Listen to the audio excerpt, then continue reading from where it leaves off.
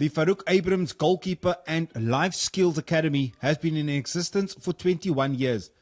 From a mere 8 kids, it has grown over time. All this at no cost to the many boys and girls. So we have a Sunday morning gate, that's our gateway, our entry level, where you come and we assess you and we know where to place you. And if we see you have ambition and ability, we place you with various pro clubs, So far the module has worked, and then obviously we added life skills, because that's a component so needed, leadership programs and all of that, educational support, tutoring. We cover all of that, obviously when we have the budget.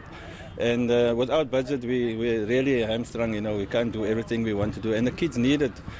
Our policy is not to charge anybody. Parents play a pivotal role in the development of their kids. Most of them attend the coaching classes, and if not, the kids are transported to the facility.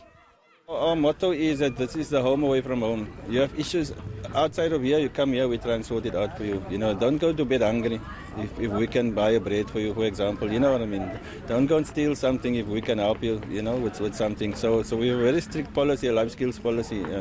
And that is why this facility is so important. And this is a drop in the ocean. We need more of this, and we are the sole academy that cater for the have-nots, And you cannot undermine goalkeeper coaching. I'm very sad that clubs disregard the most important position. So this is the home of goalkeepers. This is a supermarket of goalkeepers. Throughout the country we get calls for young goalkeepers from this structure.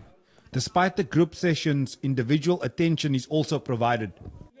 We have a fantastic grassroots program where from 6-year-old you're going to start catching the ball properly. We teach you all the right things, and there's a gradual process. You don't just get into the advanced program because your father's got money or you can sponsor us something. No, it's on merit, strictly on merit, because if you're going to be the best goalkeeper, you've got to have the best escalator to the top. No shortcuts, because this goalkeeping, as a famous coach in the PSL said, football can kill you dead, but this goalkeeping, if you don't do it properly, it will murder you.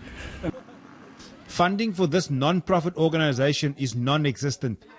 Resources used to train the aspiring goalkeepers are now taking strain. I'm very, very sad, to be honest, because we've got a track record, we've proven ourselves. 21 years later, without charging, we unselfishly give our time to the kids. I've got coaches who volunteer their services now, and I'd like to pay them like we used to do in the past. If there's budget, we pay the coaches. There isn't another goalkeeper structure like this in South Africa. I'd like to see, and yet we can't convince the Department of Sport or City, for example, to give us 1 cent, not even 1,000 rand, 1 cent or one ball or nothing. You know what I mean? I think it's pathetic that they don't even take the time. Come out here and have a look and see for yourself, whether we're going to buy, chips and cool drink from your money. You know what I mean? Faga has a few success stories as well, especially in the women in football department. Katie Winvogel, she came here as a 6-7-year-old, a couple of years later she plays in the World Cup under 17 for South Africa, in Uruguay, this year. Also Jessica Williams came here as a midfielder, just under 1.5 years ago.